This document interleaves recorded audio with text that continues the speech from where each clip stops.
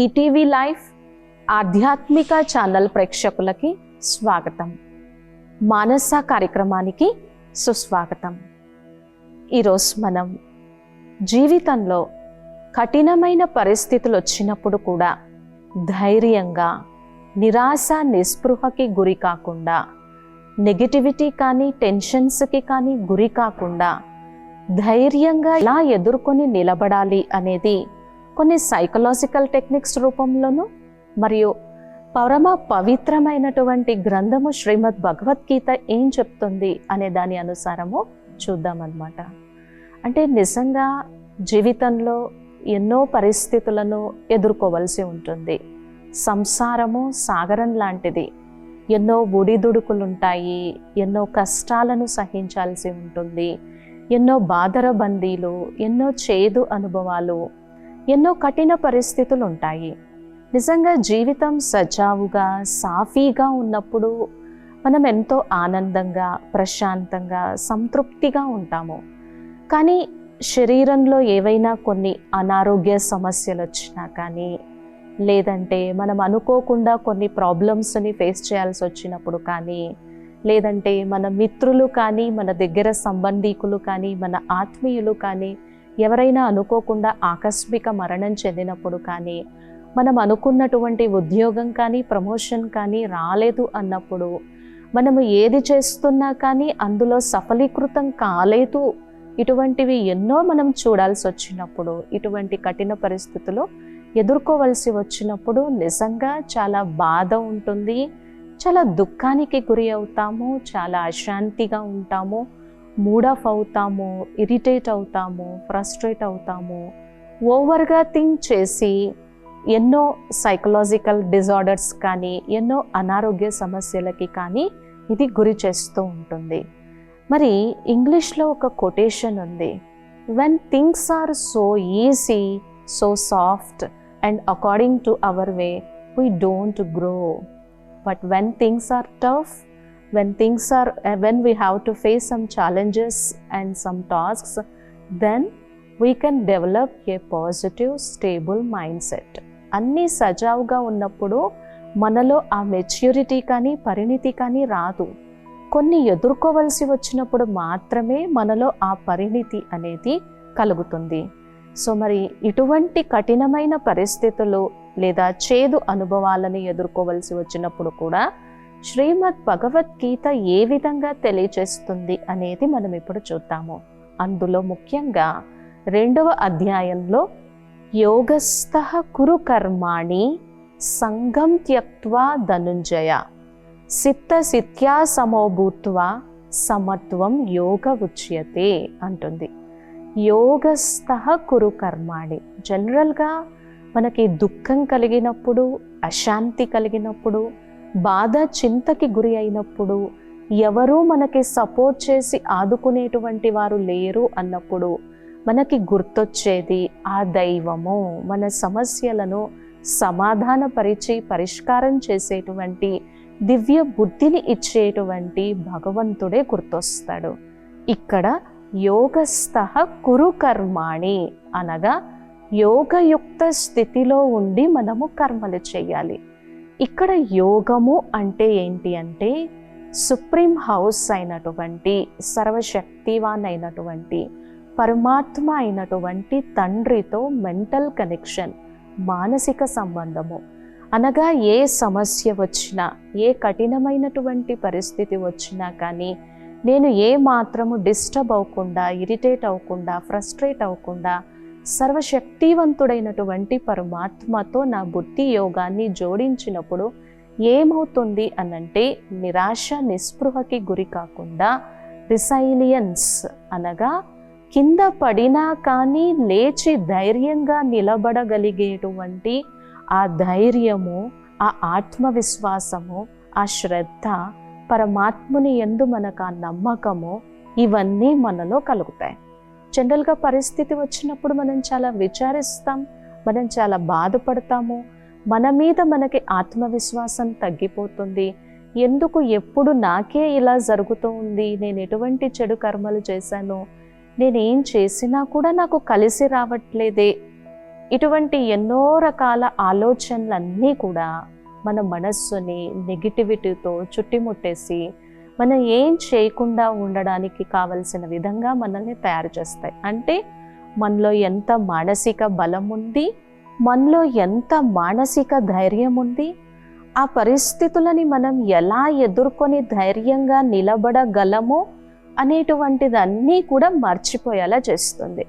ఇక్కడ యోగస్థః కురు కర్మాణి, మరి పరమాత్మునితో మన మనస్సుని జోడించి యోగం చేస్తూ ఆ సమస్యల్ని ఎదుర్కోవలసి వచ్చినప్పుడు పర్వతం లాంటి సమస్య కూడా, కొండ లాంటి సమస్య కూడా చిన్నదిగా పరివర్తన అయిపోతుంది. ఎందుకంటే ఆ పరిస్థితి మనం ధైర్యంగా ఎదుర్కొని నిలబడడానికి మన శక్తి సరిపోదు. అది భగవంతుని యొక్క శక్తి ఎప్పుడైతే మనతో కలుస్తుందో, ఆయన సాంగత్యంలో మనం ఎప్పుడైతే ఉంటామో, ఆయన ఛత్రఛాయలో మనం ఎప్పుడైతే ఉంటామో, అటువంటి పరిస్థితి కూడా చిన్నదైపోయి ధైర్యంగా ఎదుర్కొని నిలబడడానికి కావలసినటువంటి శక్తి మనలో కలుగుతుంది. మరి ఈరోజు ఈ ప్రపంచంలో ఎంతోమంది ఉన్నత స్థితిలోకి వెళ్ళినటువంటి గొప్ప వాళ్ళందరూ కూడా ఎన్నింటినో సహించి ఎదుర్కొని ధైర్యంగా నిలబడి చరిత్రను తిరగరాసినటువంటి వారే. కాబట్టి ఇక్కడ పరమాత్మ సాంగత్యంతో, పరమాత్మ స్నేహంతో, పరమాత్మ శక్తితో ఆ యోగయుక్త స్థితిలో ఉండి మనం కర్మలు చేయటం వలన రిసైలియన్స్, ధైర్యంగా ఎదుర్కొని నిలబడగలము. ఈ పరిస్థితి నాకేం నేర్పిస్తుంది, ఈ పరిస్థితి నుంచి నేనేం నేర్చుకొని ముందుకు వెళ్ళగలను, ఇది నాలో ఏదో ఒక పరివర్తన తీసుకొని వస్తుంది, ఇది నా యొక్క మానసిక బలాన్ని, ధైర్యాన్ని పెంచుతుంది అనేటువంటి పాజిటివ్గా థింక్ చేయగలిగినటువంటి పాజిటివ్ యాటిట్యూడ్ని మనం ఈ యోగయుక్త స్థితితోనే డెవలప్ చేసుకోగలం. ఇక జనరల్గా ఏదైనా పరిస్థితిని ఎదుర్కోవలసి వచ్చినప్పుడు ఎమోషనల్గా మనం చాలా భావోద్వేగాలకి లొంగిపోయి లేదా కుంగిపోయి ఆవేశంలోకి వస్తాము, ఆనందంగా ఉండలేము, శాంతంగా ఉండలేము. దీనే ఇంద్రియ నిగ్రహం. మన కర్మేంద్రియాల మీద మనకి ఏ విధంగానూ కంట్రోల్ అనేది ఉండదు. మరి యోగస్థః కురు కర్మాణి, పరమాత్మ స్మృతితో, పరమాత్మ సాంగత్యంతో మనం ఉన్నప్పుడు మన భావోద్వేగాల మీద కూడా మనకి అదుపు, కంట్రోల్ కలుగుతుంది. సంగం త్యక్త్వా ధనుంజయ అంటే ఇక్కడ పరమాత్మ మనకి ఏం తెలియజేస్తున్నారు అంటే, ఒకసారి నీ శక్తి ఏంటో, నీ సామర్థ్యం ఏంటో ఒక్కసారి గుర్తించు. నీ శక్తిని, నీ సామర్థ్యాన్ని నువ్వు ఒక్కసారి తెలుసుకొని ధైర్యంగా నిలబడగలిగినప్పుడు ఆ పరిస్థితి భగవంతుని యొక్క శక్తితో, ఆయన యొక్క సాంగత్యంతో పేపర్ టైగర్ లాగా, కాగితపు పులిలాగా అనిపించి నేను ఎదుర్కొని నిలబడగలను అనేటువంటి మానసిక ధైర్యము, నిరాశ నిస్పృహకి గురి కానటువంటి స్థితి మనలో కలుగుతుంది. ఇక్కడ సంగం త్యక్త్వా ధనుంజయ అంటే ఇక ఏ విధమైనటువంటి వ్యర్థ ఆలోచనలు లేనటువంటి, బలహీనమైనటువంటి ఆలోచనలు చేయనటువంటి, మన కర్మేంద్రియాల మీద మనకి ఇంద్రియ నిగ్రహం కలిగినటువంటి మనోస్థితిని మనం కలిగి ఉండాలి. ఆ విధంగా పరమాత్మ యొక్క శక్తితో మనం ఈ కఠినమైనటువంటి పరిస్థితులను కూడా ధైర్యంగా ఎదుర్కొని నిలబడగలము. ఇక రెండవది, శ్రీమద్ భగవద్గీత ప్రకారము మన మనస్సుని మనం స్టెబిలైజ్ చేయడానికి, మన బుద్ధిని మంచి నిర్ణయం తీసుకొని ధైర్యంగా ఎదుర్కొని నిలబడగలడానికి కావలసినటువంటి శక్తి ఆత్మజ్ఞానం ద్వారానే కలుగుతుంది. అంటే నేను ఈ పరిస్థితిని ఎదుర్కొని నిలబడగలను, నా మనోస్థితి చాలా గొప్పది, నా స్వస్థితి చాలా గొప్పది, దాని ముందు ఈ పరిస్థితి చిన్నది, నేను చాలా అజేయంగా సఫలతతో నిలబడగలను అనేటువంటి నమ్మకము, ఆత్మవిశ్వాసము మనలో కలగాలి. అంటే మాత్రము మనకి కావాల్సింది మన గురించి మనం తెలుసుకోవటము, లేకపోతే మన స్టేటస్, మన పొజిషన్, నేను పలానా, నా లైఫ్ చాలా లిమిటెడ్ అని ఇవన్నీ దైహిక భావాలన్నీ మనకి గుర్తొచ్చినప్పుడు మాత్రము మన మైండ్ కూడా చాలా అంటే చాలా లిమిటెడ్ అయిపోతుంది. మరి మనం చాలా వ్యాస్ట్గా, చాలా ధైర్యంగా, చాలా విశాల భావనతో మనం ఆలోచించాలి అంటే మాత్రము మన గురించి మనం తెలుసుకోవాల్సిందే. అదే ఇక్కడ మన గురించి మనం తెలుసుకోవాల్సింది ఏంటి అంటే, న జాయతే మ్రియతే వా కదాచిత్ వాయం భూత్వా భవిత వాన భూయః అచో నిత్యః శాశ్వతోయం పురాణో న హన్యతే హన్యమానే శరీరే. ఇక్కడ పరమాత్మ ఏం చెప్తున్నారు అంటే, మీకోసం మీరు తెలుసుకోవాల్సిందే. నేను శరీరము అనుకున్నప్పుడు చాలా లిమిటెడ్గా ఉంటుంది, నా ఆలోచన విధానం చాలా లిమిటెడ్గా ఉంటుంది. ధైర్యంగా ఎదుర్కొని నిలబడగలిగే మంచి నిర్ణయం తీసుకొని ముందుకు వెళ్ళి మానసిక బలంతో నేను ఇది ఎదుర్కోగలను అనేటువంటి నమ్మకం రావాలి అంటే అది రాదు. మరి ఎప్పుడు కలుగుతుంది? నేను శరీరం కాదు, నేను ఆత్మను. ఈ శరీరాన్ని నడిపించేటువంటి ఒక దివ్య చైతన్యమైనటువంటి శక్తిని, న జాయతే మ్రియతే వా కదాచిత్ వాయం భూత్వా భవిత వాన భూయః. ఆత్మనైనటువంటి నేను శాశ్వతమైనటువంటి, నిత్యమైనటువంటి, దివ్యమైనటువంటి స్వరూపాన్ని, పరమాత్మ యొక్క సంతానాన్ని. నేను పుట్టేదాన్ని కాదు, నేను గిట్టే స్వరూపాన్ని కూడా కాదు. ఈరోజు ఉండి రేపు లేనటువంటి వారిని కూడా కాదు. అచోనిత్యః, ఎప్పుడూ ఉండేటువంటి శాశ్వతమైనటువంటి, ఏ పాంచభౌతికమైనటువంటి శస్త్రం కానీ, అస్త్రం కానీ, ఆయుధం కానీ, అగ్ని కానీ, నీరు కానీ, వాతావరణం కానీ ఏది కూడా ఛేదించలేనటువంటి ఒక దివ్యమైనటువంటి అలౌకికమైనటువంటి శక్తిని. అది ఇక్కడ మన గురించి మనం తెలుసుకోవటము. న జాయతే మ్రియతే వా కదాచిత్. మరి ఎప్పుడైతే మన గురించి మనం తెలుసుకుంటామో మన శక్తి తెలుస్తుంది, మన స్వరూపం తెలుస్తుంది. మన ఆలోచనలన్నింటినీ నెగిటివ్ నుంచి పాజిటివ్ వైపుకి మనం షిఫ్ట్ చేయగలము, చేంజ్ చేయగలము. అప్పుడే మనలో బలం కలుగుతుంది, మనోధైర్యం కలుగుతుంది. దీన్నే సైకాలజీ ప్రకారము కాగ్నిటివ్ రీఫ్రేమింగ్ అని చెప్పడం జరుగుతుంది కదా. అంటే నెగిటివ్ ఆలోచనలని పాజిటివ్ ఆలోచనలుగా మార్చుకోండి. మరి మనస్సు చాలా బలహీనంగా ఉన్నప్పుడు, మనస్సు నెగిటివ్ ఆలోచిస్తూ ఉన్నప్పుడు, నేను ఎదుర్కోలేను అని అన్నప్పుడు మనం ఎలా పాజిటివ్గా ఆలోచించగలము కదా. నేను ఒక శక్తిని, I am the master of my mind. నా మనస్సుని ఎలా కావాలి అంటే అలా నేను ట్యూన్ చేసుకోగలిగి నెగిటివ్ నుంచి పాజిటివ్ వైపుకి, అశాంతి నుంచి శాంతి వైపుకి, భయం నుంచి నిర్భయం వైపు ధైర్యంగా ఉండాలి అని అంటే మన గురించి మనం తెలుసుకోవాల్సిందే. మన మనస్సుని మనం ఎలా కావాలి అంటే అలా ట్యూన్ చేసుకోగలం. లేకపోతే మన గురించి మనం తెలుసుకోకపోతే కంట్రోల్లో, థింకింగ్ యొక్క ఆధీనంలో మన మనస్సు ఉంటుంది.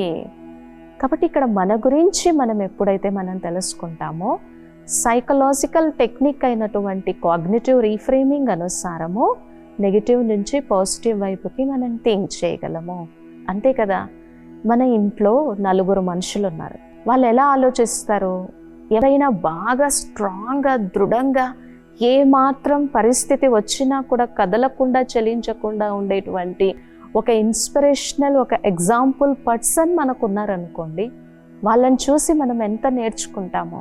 సో అటువంటి వాళ్ళ దగ్గరికి వెళ్ళినప్పుడు ఇదేం పెద్ద సమస్య ఏం కాదు, ఇది చాలా చిన్నది అని మనకి మోటివేట్ చేసేటువంటి వాళ్ళు ఉన్నప్పుడు మన ధైర్యం కూడా 20% నుంచి 30, 30 నుంచి 40, 40 నుంచి 50, నేను వీటిని ధైర్యంగా ఎదుర్కొని నిలబడగలను అనేటువంటి నమ్మకము, ఆత్మవిశ్వాసము మనకి కలుగుతుంది. సో అటువంటప్పుడు కాగ్నిటివ్ రీఫ్రేమింగ్ అయినటువంటి నెగటివ్ సెల్ఫ్ టాక్ నుంచి పాజిటివ్ సెల్ఫ్తో మనం చేసుకోగలము. నేను దీన్ని ధైర్యంగా ఎదుర్కొని నిలబడగలను అనేటువంటి నమ్మకం కానీ, ఆత్మవిశ్వాసం కానీ, ధైర్యంతో ముందుకు వెళ్ళటం కానీ, నిరాశ నిస్పృహకి గురి కానటువంటి స్థితి కానీ మనలో కలుగుతుంది. అయితే మనం ఒక చిన్న ఎగ్జాంపుల్ ద్వారా చూద్దాము. మనందరికీ తెలిసినటువంటి ఒక ప్రముఖమైనటువంటి ధైర్యశాలి, స్థితప్రజ్ఞకి మారుటువంటి క్షమా స్వరూపమైనటువంటి నెల్సన్ మండేలా నిజంగా ఆయన జీవితాన్ని ఒక్కసారి మనం పరిశీలన చేస్తే దాదాపుగా 27 years ఆయన జైల్లోనే ఉన్నారు. అయితే ఆయన చాలా పెద్ద పర్సనాలిటీ ఉన్నటువంటి మనిషి. సో ఆయన జైల్లో ఉన్నప్పుడు ఆయన ఉన్నటువంటి రూమ్ కూడా చాలా చిన్నగా ఉండేది. ఒక్కసారి మాత్రమే ఎవ్వరు చుట్టుపక్కల ఎవ్వరు కూడా కనిపించేటువంటి వారు కాదు. సో ఆయనకు ఒక చిన్న పుస్తకము, ఒక పెన్ను ఇచ్చారు. ఎవరు మాట్లాడే వాళ్ళు కానీ పలకరించేటువంటి వాళ్ళు కానీ లేరు. సో ఈ రోజుల్లో ఎవరైనా కొన్ని క్షణాల కోసం కొద్దిగా ఇంట్లో ఎవ్వరూ లేరు, నేను కొంచెం ఒంటరిగా ఉన్నాను అనుకుంటే ఎంత డిప్రెషన్లోకి వెళ్ళిపోతూ ఉన్నారు. కానీ ఆయన 27 years జైల్లో ఎన్నో సాధక బాధకాలన్నింటినీ కూడా అనుభవించి చుట్టుపక్కల ఎవ్వరూ కూడా లేరు. సో ఎప్పుడో ఒకసారి వాళ్ళందరూ వచ్చి ఆయన్ని బయటికి తీసుకెళ్ళి బాగా సూర్యరశ్మి, మధ్యాహ్నం పూట బాగా సూర్యరశ్మి ఎండ ఉన్నటువంటి సమయం లోపల బయటికి వెళ్ళి ఆ రాళ్ళు పగలు కొట్టడము, ఆ కొండలు పగలు కొట్టడము, ఇటువంటివన్నీ కూడా చేసేవారు. సో ఆయన అటువంటి సమయంలో కూడా సమయాన్ని వృధా చేయకుండా ఆ పుస్తకం, పెన్ను మీద కొన్ని కావలసినటువంటి మోటివేషనల్, ఇన్స్పిరేషనల్ ఇవన్నీ కూడా రాసి ఒక పుస్తకాన్ని తయారు చేశారు. సో ఆ విధంగా నిజంగా ఆయనకు వచ్చినటువంటి పరిస్థితి ఎవరికి కూడా రాదు. అది చాలా కఠినమైనటువంటి పరిస్థితి.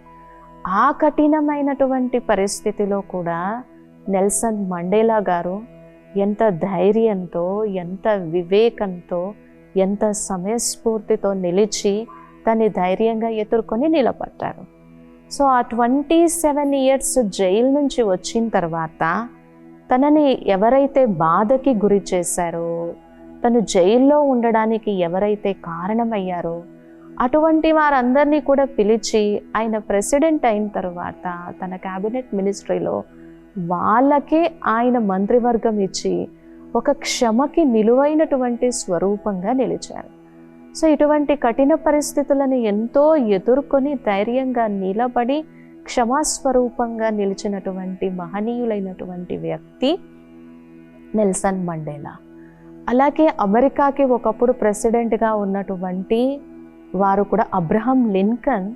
నిజంగా తన జీవితం చూస్తే ప్రతి సందర్భంలోనూ ఒకసారి మనం పరిశీలించి చూస్తే ఎన్నో ఫెయిల్యూర్స్, ఎన్నో అసఫలతలు, ఎంతో కష్టపడి ఎన్నో నిందలకి గుర్తయ్యి వాళ్ళ ఫాదర్ కాప్లర్, చెప్పులు కుట్టేటువంటి వ్యక్తి అయినప్పటికీ కూడా ఆ కష్టానికి, ఆ ఒత్తిడికి, ఆ సంఘర్షణకి ఆయన మనస్సుని గురి చేయకుండా జీవితంలో ఎప్పుడూ ముందుకు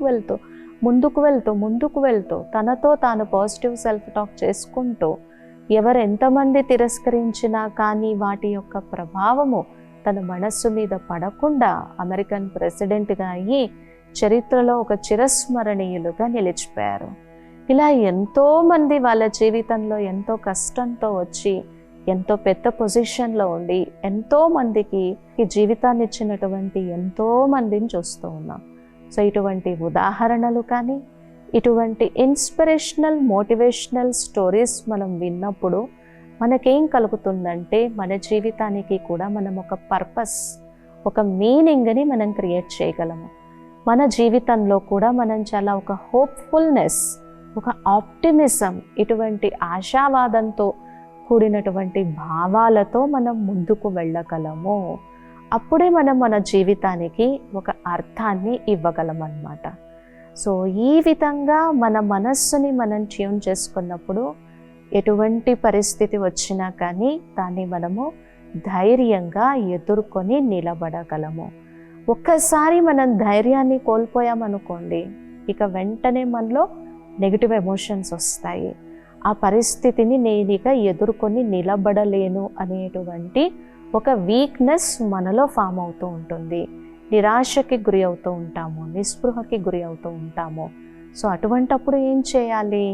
అటువంటప్పుడు మన మనస్సులో ఎటువంటి వ్యర్థ, బలహీన ఆలోచనలని రానివ్వకుండా మన సమస్యని, మన బాధని ఎవరితో షేర్ చేసుకుంటే, అందరితో కాదు, నాకు అనారోగ్యం ఉంది, నాకు జాబ్ రాలేదు, నా జీవితంలో చాలా రకాల పరిస్థితులను ఎదుర్కోవాల్సి వస్తుంది, నాకెవరు సపోర్ట్ చేయట్లేదు, ఇలా అందరితో మనం షేర్ చేసుకుంటూ ఉన్నాం అనుకోండి, వాళ్ళ నుంచి వచ్చేది మనకి ఎటువంటి ఎనర్జీ వస్తుంది?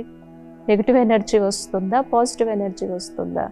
సో ఎవరితో షేర్ చేసుకుంటే నేను ఈ సమస్యను, ఈ పరిస్థితిని క్రాస్ చేసి నిలబడగలను, ఎవరితో షేర్ చేసుకుంటే ఈ పరిస్థితిని నేను యాక్సెప్ట్ చేసి నిలబడగలను అనేటువంటి ధైర్యము, శక్తి మనలో కలుగుతుందో అటువంటి ఆత్మీయులతో మనం షేర్ చేసుకున్నప్పుడు మన మనసు చాలా అంటే చాలా రిలీఫ్గా ఉంటుంది. కొన్ని సొల్యూషన్స్ని మనం ఫైండ్ అవుట్ చేయగలం.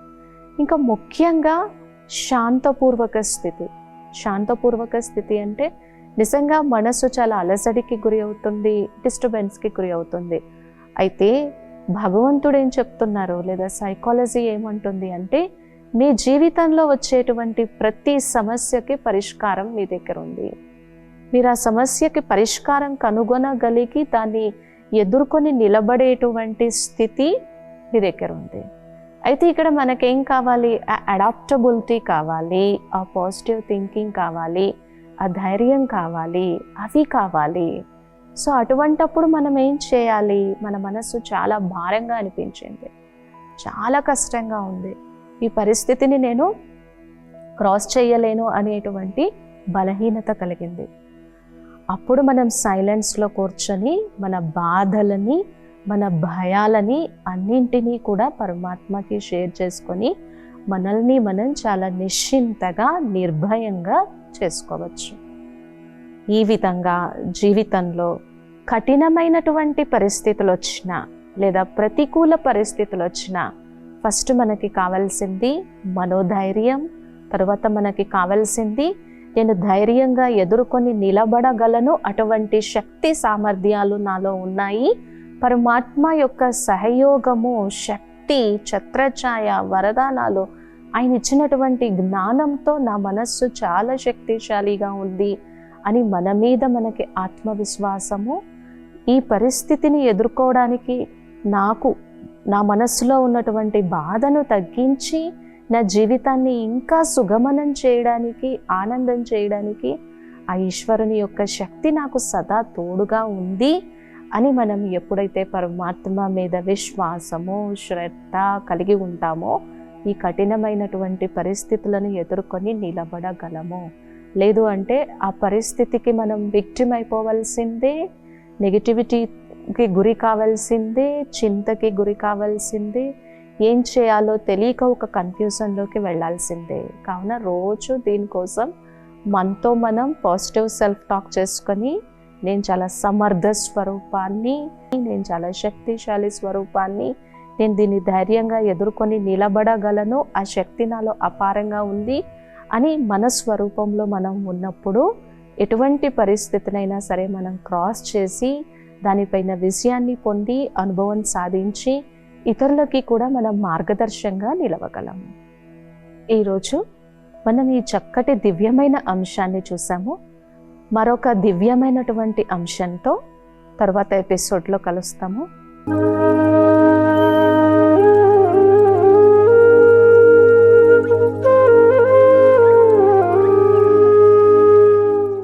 ఈ కార్యక్రమాన్ని తిరిగి చూడాలనుకుంటే www.youtube.com/@ETV Life Spiritual లో చూడవచ్చు.